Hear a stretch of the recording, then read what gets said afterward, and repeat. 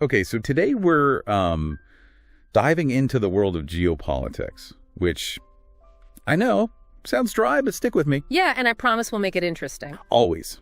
So we've got this fascinating article from The Economist. It's called Dealing with the Dawn. And it's basically arguing that, like, the whole way we understand global power, you know, that whole post-World War II setup, it's like getting a serious makeover. Yeah. Big time. Think of it like, well, they actually make this comparison in the article between, you know, the post-war order and now with this new group of influential, well, they call them deal makers. It's fascinating, right? And they're pushing this whole new approach, you know, instead of like military might, it's all about economic influence. And get this, they think it'll actually like benefit the U.S. in the long run. Crazy, right? Yeah. So we're dissecting Dealing with the Dawn, published March 1st, 2025 in The Economist. All right, let's unpack this. I mean, it's a really provocative piece. It's asking some really big questions about power. Like, are we moving away from, you know, those traditional alliances and military dominance as economic influence, the new battleground, you know, all these countries jostling for economic power? It's almost like the rules of the game are changing, and we're trying to figure out,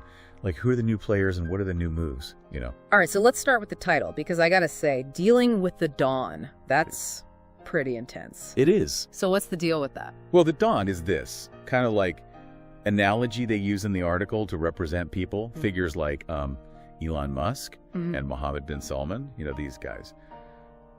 They're powerful, right? They kind of operate like, I don't know, almost like a mafia, you know? No, really? In a way, yeah. Yeah. They're all about like their own interests, you know, and they're not afraid to use their economic power to get what they want. They're making deals, they're calling the shots. Yeah, and there's even that quote from MBS Mohammed bin Salman where he's like, everything is for grab. Oh, yeah. It's a little ominous, right? Yeah. Like anything goes. What are the rules in this new world? Yeah, and that brings us back to this idea of, you know, a rupture with the post-World War II order. So can you just like break that down for us? Sure. After WWII, you know, the U.S., we were like the undisputed superpower. Right. And we established the system, right? Alliances like NATO, institutions like the UN. It was all about maintaining peace and stability through, military strength, definitely.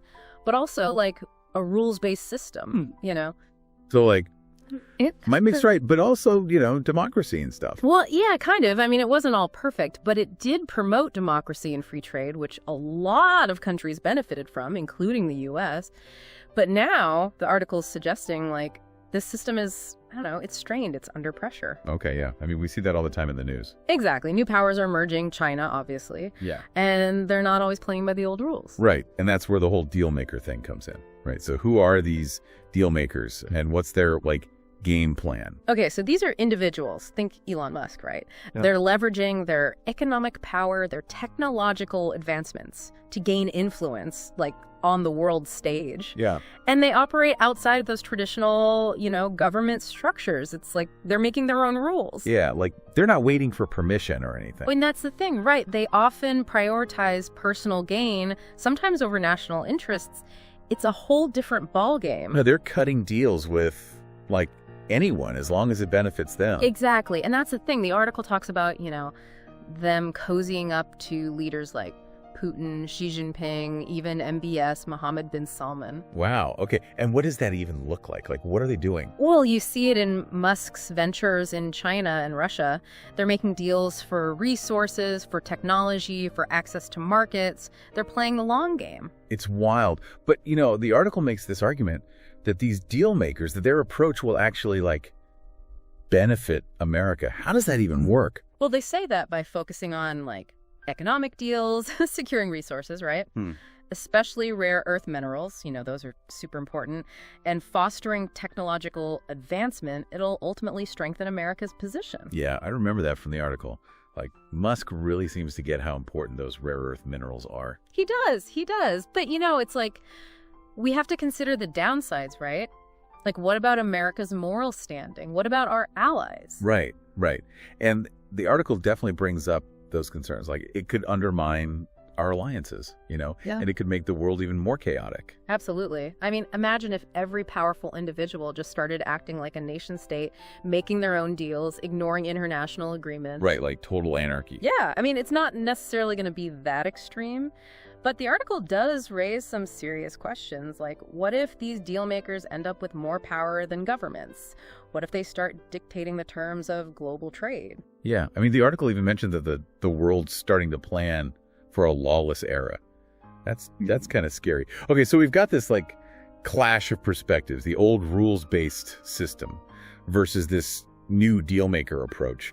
What does the article say about how this might all play out? Well, it lays out a couple of possible futures. On one hand, maybe America adapts and thrives by like embracing this new approach. Maybe we become the ultimate deal makers ourselves. Yeah. Or maybe it leads to like a much more chaotic world. American influence declines, there's instability, conflict. It's hard to say for sure. Right. But I think it's really interesting to think about. So after this deep dive, like what's the one thing that really sticks with you? What are you going to like keep thinking about? I think for me, it's just realizing how much the world is changing and how fast, and that these like power shifts, they're going to have a huge impact on everyone. Like we can't just ignore it. We have to stay informed and like try to understand what's happening. I agree. Okay, so after all this talk about dealing with the dawn, what are your thoughts? Are you feeling optimistic, worried, something else entirely? We want to hear from you. Leave us a comment, and let's keep this conversation going.